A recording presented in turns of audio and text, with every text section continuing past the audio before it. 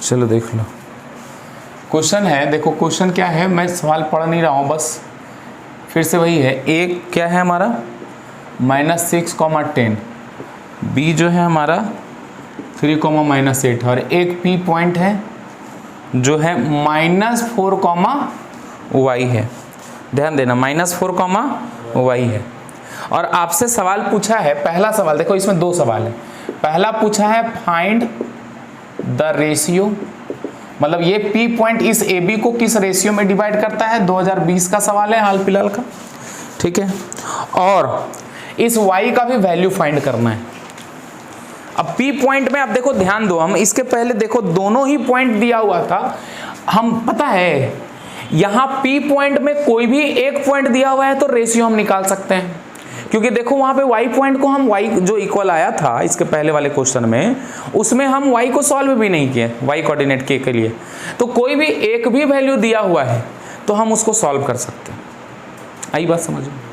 तो सर इसके लिए सबसे पहले क्या करेंगे, फिर से वही काम कर लो सर, इस रेशियो को k/2 क्या मान लोगे 1, लेट द रेशियो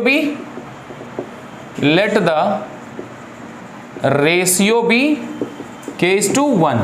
तो अब बताओ फिर से m की वैल्यू k आ गई, n की वैल्यू 1, ठीक है। x1 क्या है यहाँ -6, y1 10, x2 3, y2 -8। चलो p कोऑर्डिनेट तुम निकालो, क्या आ जाएगा mx2 nx1 by m plus n, my2 ny1 by m plus n। Formula बार बार लिखने के पीछे बस रीजन ये है ताकि तुम्हें फॉर्मूला याद हो जाए। m की वैल्यू k, x2 देखो 3, n की वैल्यू 1, x1 देखो -6 divided by k plus 1, m की वैल्यू k, y2 की वैल्यू -8 प्लस n की वैल्यू 1, y1 की वैल्यू 10 डिवाइडेड बाय क्या आ जाएगा p यहां से क्या आ जाएगा देखो 3k -6 बाय k प्लस 1, यहां से क्या आ जाएगा -8k प्लस क्या 10 डिवाइडेड बाय k प्लस 1। ये हो गया ना। फिर से वही बात, गिवन क्या है, गिवन दैट p जो है वो -4, y है। तो सर ये बताओ क्या ये वाला पॉइंट, सो देयरफॉर क्या हम बोल सकते हैं कि 3k -6 बाय k प्लस 1 किसके बराबर हो जाएगा -4 के बराबर हो जाएगा। अरे सिंपल है भाई, समझ में आ रहा है, -4 के बराबर। यहां से अब के और एक चीज और होगा जिससे y का वैल्यू आएगा वो नेक्स्ट स्टेप में कर लेंगे। हाँ तो यहां से क्या आ जाएगा, क्योंकि हमको दोनों ही निकालना था, and y find the ratio and find the value of y। थोड़ा शॉर्ट में हम क्वेश्चन को लिखा है हमने, ठीक है, ये पूछा था सवाल। तो सर यहां से क्या आ जाएगा देखो 3k -6, यहाँ -4k -4, ये इधर आ जाएगा तो 3k प्लस 4k -6 प्लस यहाँ क्या आ जाएगा 7k और इधर क्या आ जाएगा प्लस का 2 आ जाएगा, तो k का वैल्यू क्या आ गया 2/7। तो रेशियो क्या आ गया, ratio is equal to 2/7:1 which implies 2:7। ये हो गया पहला आंसर। बात समझे, ऐसे डायरेक्ट लिख देना है। क्या आई बात समझ में, पहला आंसर निकल गया। हमें y भी चाहिए तो y के लिए y कोऑर्डिनेट को इक्वल करो, तो सर y कोऑर्डिनेट को इक्वल करेंगे तो देखो क्या आ गया, देखो क्या ये -8k, ध्यान दो, plus 10 divided by equals to क्या हो जाएगा, बोला होना है होगा ना यार, ये वाला किसके इक्वल होगा, समझ में आया कि नहीं आया, y के इक्वल।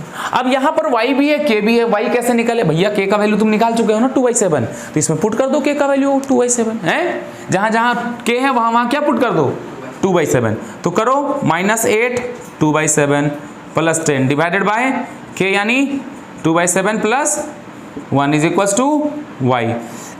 ऊपर क्या आ जाएगा, एलसीएम लो, ऊपर 7 आ जाएगा, 8 दूनी की 16 प्लस 70 10 सत्ते 70 as a whole divided by, नीचे भी एलसीएम लो, एलसीएम के नीचे 7 आ जाएगा, यहाँ 2 प्लस 7 आएगा ना, ये वाला 7 1 जा 7, ये 7 और ये 7 कैंसिल हो जाएगा, इधर y है हमारा।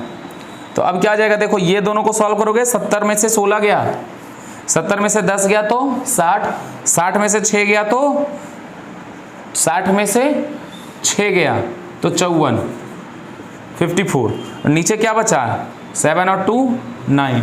देखो बात आई समझ में, यहाँ एलसीएम लिया, ऊपर अलग से एलसीएम, नीचे अलग से एलसीएम, ठीक है। और इधर क्या था हमारा y, 9 6 क्या हो गया 54, y का वैल्यू क्या आ गया 6।